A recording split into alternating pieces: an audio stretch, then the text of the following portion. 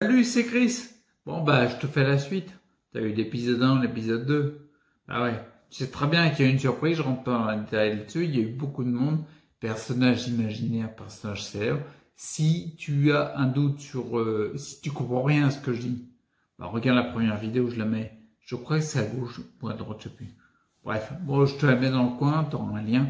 Puis comme ça, tu peux aller voir la première. Parce que si t'as la suite sans le 1, c'est toujours chiant de voir le 2 sans avoir vu le 1. Donc, du coup, avec tous mes personnages imaginaires et célèbres, j'avais vu les héros de l'espace. Du coup, je me suis dirigé vers les grands maîtres. Les grands maîtres qui, je le rappelle, ont la caractéristique principale, c'est qu'ils sont pas très grands, en fait. C'est des grands maîtres, mais ils sont tout petits. Mis à part Maître Guai, qui est une tortue, je le rappelle, qui est quand même une des tortues les plus grandes que je connaisse.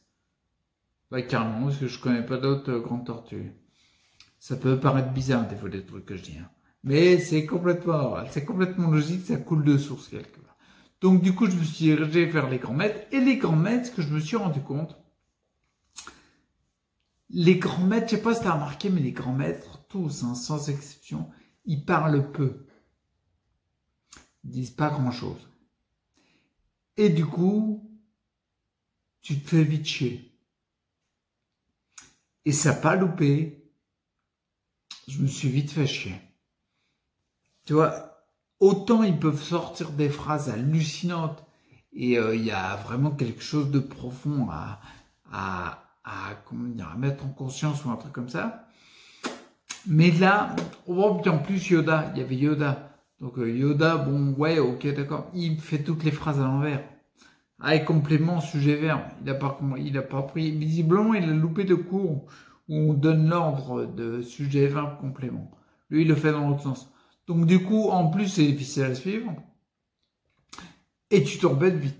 Alors, du coup, comme je trouvais que l'ambiance est tombée un peu pourrie, quoi, j'ai dit, bon, les gars, et si on faisait un jeu?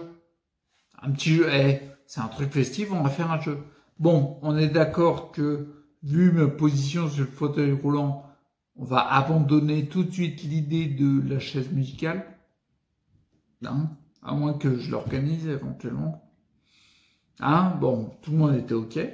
Donc du coup, je leur ai dit, bah écoutez, on va faire un jeu tout simple, comme il y a des personnages célèbres, des grands maîtres et tout. On va faire le jeu des citations.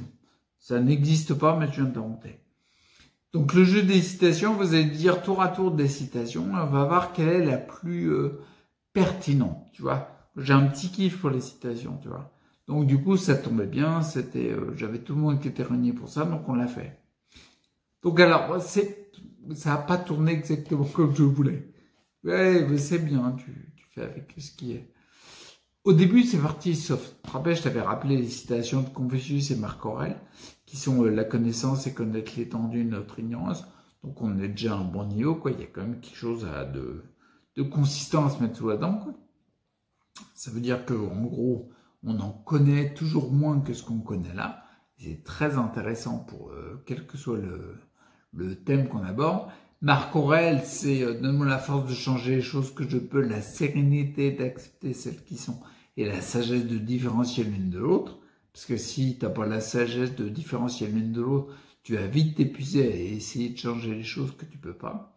Bon, c'était intéressant. Après, on est passé, tu vois, là, il y a mon père Hippocrate, il a sorti les principes fondamentaux de lui-même.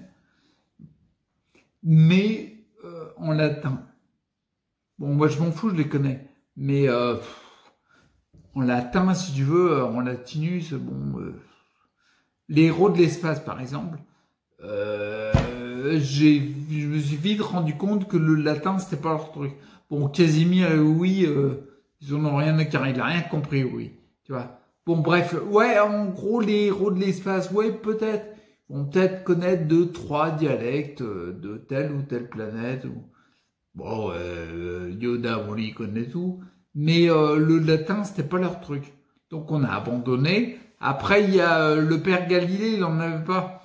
Donc, il a récupéré une de, comment il s'appelle, Léonard de Vinci. Ceux qui pensent peu se trompent beaucoup. Bon, c'est pas quelque chose qu'on vérifie tout le temps, quoi. C'était un niveau, on va dire au même niveau, un peu en dessous de ce qu'il y avait. Après, il y a le père Albert Einstein, il a sorti sa définition de la folie. J'aime beaucoup, moi, la définition de la folie de Albert Einstein, qui est la folie pour lui, c'est espérer avoir de nouveaux résultats en faisant toujours les mêmes choses. Ouais, ça pousse à évoluer un peu. C'est un petit peu à l'inverse de je fais comme tout le monde parce qu'on a toujours fait comme ça, quoi. Voilà, c'est sûr que tu auras toujours les mêmes résultats. Et dans le domaine de la santé, j'aurais tendance à dire que ça s'applique vachement, tu vois. Donc Albert Einstein, ouais, il a sorti ça. Ça a tourné un peu rond. Après, s'il y a les grands maîtres, il y a Maître Gouaille qui a sorti sa fameuse phrase, le côté hier est passé, demain n'est pas encore arrivé, mais aujourd'hui est un cadeau, c'est pour ça qu'on l'appelle le présent. C'est hyper classe. Mais, sorti de son contexte, c'est pas, comment dire, ça tient pas le tarot par rapport à Confucius ou à Marc Aurèle, tu vois. Et après, il y a le grand schtroumpf. Le grand schtroumpf, mais tu comprends rien. Il te met schtroumpf dans toutes les phrases. Comment il a dit? Il a dit schtroumpf pour un, schtroumpf pour tous. Bah oui, mais il y a trop de schtroumpfs là, moi je capte rien, moi. Après, il y a Casimir qui est sur Enchéri. Il m'a sorti quoi lui? Ah oui, un tiens, vaut mieux que deux, tu l'auras. On peut pas tenir le pavé par rapport à ce qu'il y avait eu. Puis après, il y a Oui. Ah oui, il a essayé, on sent qu'il a essayé, ah oui, qui va la neuf à la bœuf? Bon, ça partait n'importe comment, donc j'ai dit, bon les gars, on va arrêter ça, parce que visiblement, le jeu des citations, c'est pas votre truc. Je pensais que ça correspondrait au type de personnes qui sont invitées, mais visiblement pas. Donc on a arrêté, après on a fait un jeu qui est... Ouais, tu sais, qui est... Tu sais, tu mets le nom d'une personnalité célèbre ou d'un personnage imaginaire, et sur un bout de papier, et en fait, tu le colles, c'est comme un post-it ou avec un bandeau, tu le colles sur le front de la personne. Le jeu étant qu'il ne voit pas qui il représente, et il pose des questions pour essayer de trouver. Alors moi, je me suis amusé, comme c'est moi qui ai fait le truc, j'ai pris les noms des personnes qui étaient dans la pièce, et je les ai mélangés. Comme ça, du coup, Confucius devenait Actarus, ou tu vois, des mélanges comme ça. Et le truc, alors, ils ont trouvé assez rapidement. Le truc, c'est qu'il y en a un qui a mis hyper longtemps à trouver. Et c'est Galilée. Parce qu'en fait, je lui ai mis comme nom Galilée. Il fallait qu'il se trouve lui-même. Et c'est même le côté le plus cocasse, parce que c'est lui qui a mis le plus de temps, en fait, à se trouver. Et je me disais, mais c'est pas possible, il va pas trouver. Il a posé des questions.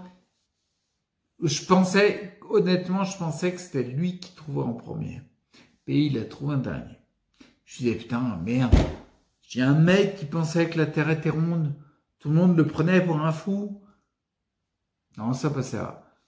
Il a même été jugé, c'était quoi? C'était en 1633. Tribunal de grande instance de l'Inquisition. Ouais, tribunal de l'Inquisition d'ailleurs. Et rien ne passait. Et d'un coup, il a eu un éclair et il a pensé à lui-même. Et du coup, il s'est trouvé. J'ai bien vu que ce jeu-là aussi, il n'y avait pas énormément à dire dessus. Donc du coup, on a stoppé, tu vois. Je voulais te dire, c'est vrai que j'ai parlé beaucoup avec Oui, parce qu'il y a un moment avec Oui, je me suis intéressé à lui. Comme je t'avais dit dans la première vidéo, le côté où, oui, bien sûr, c'est vrai que c'est pas trop mon kiff, Oui. Oui, Télétobies, bisounours, tout ça. C'est pas trop mon kiff, mais je me suis intéressé à lui pour essayer de voir un petit peu, essayer de comprendre, tu vois. Bon, j'imagine que si tu mets ça devant les gosses, c'est pas ce qui va les rendre plus intelligents, quoi. Mais en même temps, ouais, il y a des petites leçons à tirer. Bon, c'est mignon. C'est un petit peu nounouille pour moi, tu vois. Donc du coup, dans une prochaine vidéo, je te parlerai de Oui, mais plus en détail. Je vais regarder, essayer de connaître un peu le Garen parce que il y a quelque chose qui me... Ouais, tu vois, c'est le truc un peu... Je vais pas critiquer quelqu'un si je le connais pas, quoi. Donc j'ai envie d'en savoir un peu plus sur lui pour pouvoir tirer des conclusions. Et dans la prochaine vidéo, je te parlerai vite fait de petites personnes, 3 personnes qui étaient là, que je t'ai pas dit qu'ils étaient là. Et il y a quelque chose à faire avec ces 3 personnes-là. Ok? Bon, d'ici là, je te dis à bientôt, puis au prochain épisode. Ciao.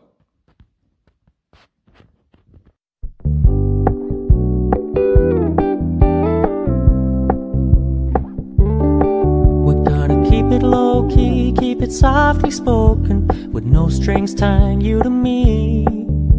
I'm happy in your company with no emotion, 'cause my love deserves to be free.